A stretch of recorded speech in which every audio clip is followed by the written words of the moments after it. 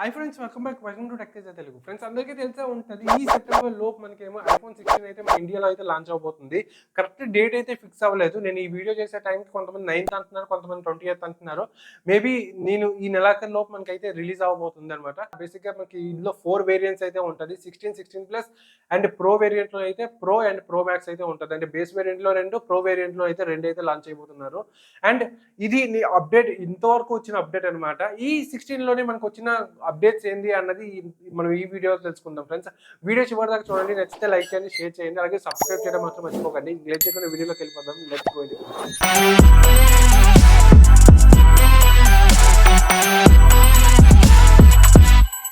ఇందులో ఫస్ట్ మాట్లాడుకున్నట్టయితే మనకేమో చిప్ సెట్ గురించి మాట్లాడుకోవాలి.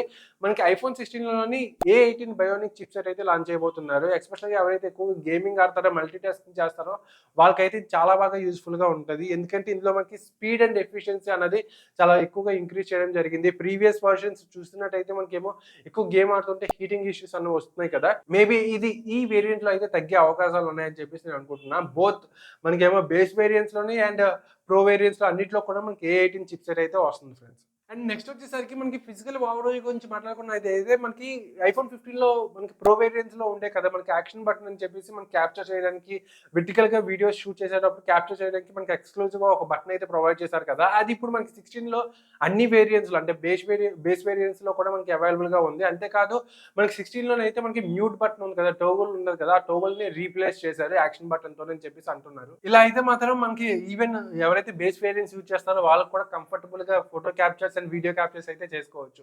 అండ్ నెక్స్ట్ వచ్చేసరికి కెమెరా గురించి మాట్లాడుకోవాలి. ఆబ్వియస్గా మనకి కెమెరా అప్డేట్స్ ఎక్కువగా చాలా మంది చూస్తూ ఉంటారు కదా. బేసిక్గా ఏంటంటే మనకేమో ఐఫోన్ 16లోని ప్రో వేరియంట్స్లో అయితే మాత్రం మనకి ట్రిపుల్ కెమెరా సెటప్ ఉంది. ఆల్రెడీ మనం ఎంత డిస్కస్ చేసాం. దాంతోపాటు 50 మెగాపిక్సెల్ వరకు మనకేమో కెమెరా అనేది ఉందని చెప్పేసి అంటున్నారు. అంతేకాదు అందులో మనకి ఆప్టికల్ ఇమేజ్ స్టెబిలైజేషన్ కూడా ఉందని చెప్పేసి అంటున్నారు.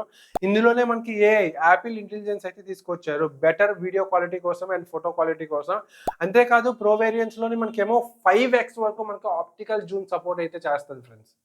అండ్ నెక్స్ట్ వచ్చేసరికి ఏఐ క్యాపబిలిటీస్ గురించి మాట్లాడుకోవాలి. యాపిల్ ఇంటెలిజెన్స్ క్యాపబిలిటీస్ గురించి అయితే మాట్లాడుకోవాలి. బేసిక్గా ఈ ఏఐ ఫ్యూచర్స్ వచ్చేసరికి యాజ్ గా మనకి ప్రో వేరియంట్స్లోనే ఉంటుంది, బేస్ వేరియంట్లోనే అయితే ఉండదు.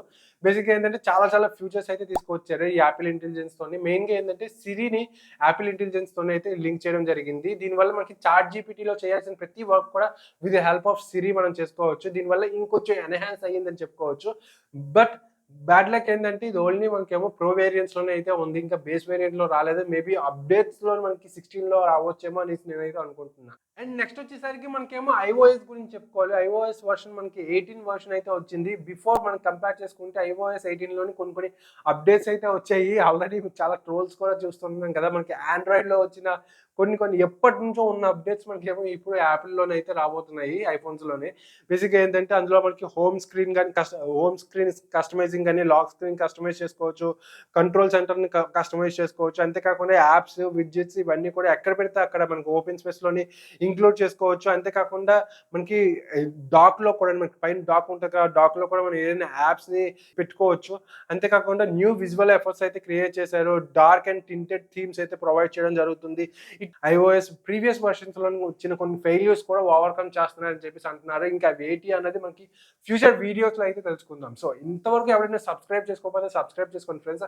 అలాగే లైక్ చేయకపోతే లైక్ చేయండి, షేర్ చేయండి. ఇలాంటి వీడియోస్ కోసం టెక్ తేజ తెలుగుని ఫాలో అవ్వడం మాత్రం మర్చిపోకండి. Thanks for watching. See you next video. Bye.